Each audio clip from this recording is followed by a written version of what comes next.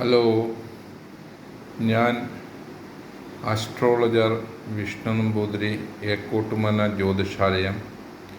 ഞാൻ എല്ലാ മലയാളികളെയും ഇംഗ്ലീഷ് അനായാസം പഠിക്കാൻ വേണ്ടിയിട്ട്, മലയാളികൾക്കും അനായാസം ഇംഗ്ലീഷ് പഠിക്കുവാൻ വേണ്ടിയിട്ട് ഇംഗ്ലീഷ് മനഃപ്പാഠം എന്ന ഒരു പുസ്തകം എഴുതിയിട്ടുണ്ട്.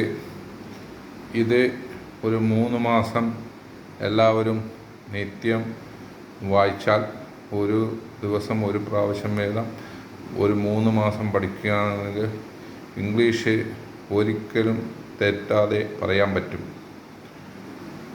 ഇന്ന് ഞാൻ പറയുന്ന വിഷയം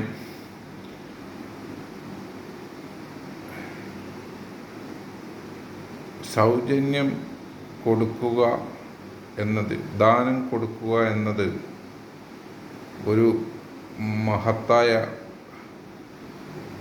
കാര്യമല്ല. അന്നദാനം, പ്രത്യേകിച്ചും അന്നദാനം, ക്ഷേത്രങ്ങളിൽ അന്നദാനം കൊടുക്കുന്നത് വെറുതെ കാശുണ്ടാക്കാൻ വേണ്ടിയിട്ടാണ് എൻ്റെ ഒരഭിപ്രായം. ആൾക്കാർ അമ്പലത്തിൽ ആവശ്യമുള്ളവർ പോയാൽ മതി. വെറുതെ തിരക്കുണ്ടാക്കി ആൾക്കാരെ സ്വസ്ഥത നശിപ്പിക്കാൻ വേണ്ടിയിട്ട് അന്നദാനം കൊടുക്കേണ്ട ആവശ്യമില്ല. വെറുതെ പൈസക്കാർ അന്നദാനം ക്ഷേത്രത്തിൽ നിന്ന് പോയി തിന്നും. സാധുക്കൾക്കൊന്നും അല്ലാതെ കിട്ടുന്നത് വിദ്യാദാനമാണ് ഏറ്റവും കൂടുതൽ ആവശ്യം.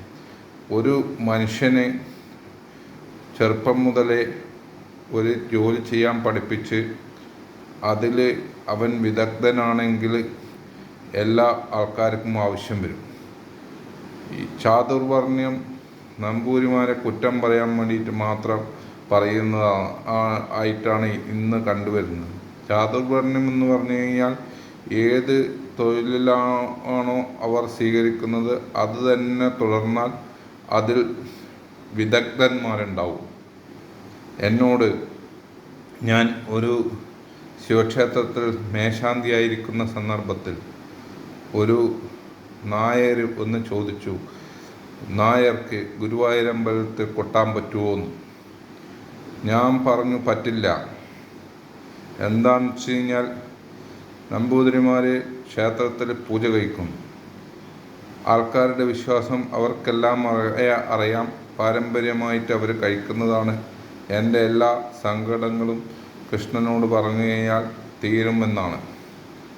അതിന് പകരം വേറൊരാൾ, ബ്രാഹ്മണരല്ലാത്ത ഒരാൾ പൂജ പഠിച്ച് ഗുരുവായൂരമ്പലത്തിൽ പൂജ കഴിച്ചു കഴിഞ്ഞാൽ അവർ പ്രാർത്ഥിക്കും, അവർക്കൊന്നും കിട്ടുന്നില്ല. അവരൊക്കെ അന്നേരം സംശയവും, ഗുരുവായൂരപ്പന് ഭക്ഷണം കിട്ടുന്നില്ലേ, അവിടെ പൂജ ശരിക്കും നടക്കുന്നില്ലേ എന്നൊക്കെ. അന്നേരം എന്തിനാണ് ആൾക്കാരുടെ വിശ്വാസത്തെ ചോദ്യം ചെയ്യാൻ വേണ്ടിയിട്ട് കുറേ കാലമായി ആൾക്കാർക്ക് വിശ്വാസമൊക്കെ നേടി വരുന്ന ഒരു സമ്പ്രദായത്തെ ഇല്ലാതാക്കാൻ വേണ്ടിയിട്ട് പൂജ എല്ലാവരും എല്ലാ പ്രവൃത്തിയും ചെയ്യാൻ പഠിച്ചാൽ ഒന്നിലും വൈദഗ്ധ്യമുള്ളവരുണ്ടാവില്ല. വൈദഗ്ധ്യമുള്ളവരാണ് എല്ലാവർക്കും ആവശ്യം. വൈദഗ്ധ്യം ഇല്ലാത്തത് കൊണ്ട് നിൽക്കുമ്പം ഒന്നിലും ആൾക്കാർക്ക് വിശ്വാസം ഉണ്ടാവില്ല. ആൾക്കാർ അത് ദുരുപയോഗം ചെയ്യും. ഇന്നിപ്പം പൂജ പഠിക്കുന്നതും ജ്യോതിഷം പഠിക്കുന്നതും ഒക്കെ കാശുണ്ടാക്കാനുള്ള ഒരു മാർഗമായിട്ടാണ് ആൾക്കാർ കരുതുന്നത്. എന്നാൽ അത് പണ്ട് നമ്പൂതിരിമാർക്കൊക്കെ ഭയങ്കരം സ്വത്തുകാരാണ്. വേദം ചൊല്ലുന്നവൻ്റെ ചെവിയിൽ ഈയം ഉരുക്കി ഒഴിക്കണമെന്ന് പണ്ട് മനുസ്മൃതിയിൽ പറഞ്ഞു എന്നൊക്കെ പറയുന്നൊക്കെ ഉണ്ട്. ഞാൻ വായിച്ചിട്ടൊന്നുമില്ല. പക്ഷേ അതിൻ്റെ അർത്ഥം എന്താണെന്ന് പറഞ്ഞു കഴിഞ്ഞാൽ, സാധാരണക്കാരൻ ഇത് പഠിച്ച് അവൻ്റെ ജീവിതം നശിക്കുന്നതിന് പകരം, നമ്പൂതിരിമാരൊക്കെ പണ്ടേ സ്വത്തുള്ളവരാണ്. അന്നേരം അവർ വേദം പഠിക്കുന്നത് കണ്ടിട്ട് അവർക്ക് ഉണ്ടായ ഐശ്വര്യമൊക്കെ വേദം ജപിച്ചിട്ടാണെന്ന് വിചാരിച്ചിട്ട് ഇയാളും വേദം ജപിച്ചു കഴിഞ്ഞാൽ അദ്ദേഹത്തിൻ്റെ ജീവിതം കഷ്ടതരമാവുമല്ലോ എന്ന് വിചാരിച്ചിട്ടാണ് വേദം ജപിക്കുന്നവൻ്റെ ചെവിയിൽ ഈയമുരുക്കി വയ്ക്കണം എന്ന് പറഞ്ഞു. എന്തും തെറ്റായി വ്യാഖ്യാനിച്ചിട്ട് ലോകത്തെ കഷ്ടപ്പെടുത്തുന്ന ഒരു വിഭാഗം ഉണ്ടായിട്ടുണ്ട്. അതാണ് ഏറ്റവും വലിയ കുഴപ്പം. ഞാൻ പറഞ്ഞെന്താണെന്ന് വെച്ച് കഴിഞ്ഞാൽ, നായർക്ക് ഗുരുവായൂരമ്പലത്തിൽ ചെണ്ട കൊട്ടാമോ എന്നുള്ളത് ഗുരുവായൂരമ്പലത്തിൻ്റെ പ്രശസ്തി അവന് കിട്ടാൻ വേണ്ടിയിട്ടാണ്. പക്ഷെ പണ്ടുള്ള മാരാന്മാർ ചെണ്ട കൊട്ടുന്നതും ഇതും ഞാൻ ഇത് ചെയ്യാണ്ട് നിന്ന് കഴിഞ്ഞാൽ ഗുരുവായൂരപ്പൻ എന്നിൽ കോപിക്കുമോ എന്ന് വിചാരിച്ചിട്ടാണ്. രണ്ടും തമ്മിൽ വ്യത്യാസമില്ലേ? അതാണ് ഞാൻ പറഞ്ഞത്. ആൾക്കാരുടെ വിശ്വാസത്തെ നശിപ്പിക്കുന്ന വിധത്തിൽ യുക്തിവാദികൾ ഇതൊക്കെ പറയുമ്പോൾ ഒന്നിക്കൽ ഗവൺമെൻറ് പറയണം ഈശ്വരനില്ലാന്ന്. അല്ലാണ്ട് ആൾക്കാരുടെ മനസ്സിന് ഓരോരോ സങ്കല്പത്തിൽ ഇത്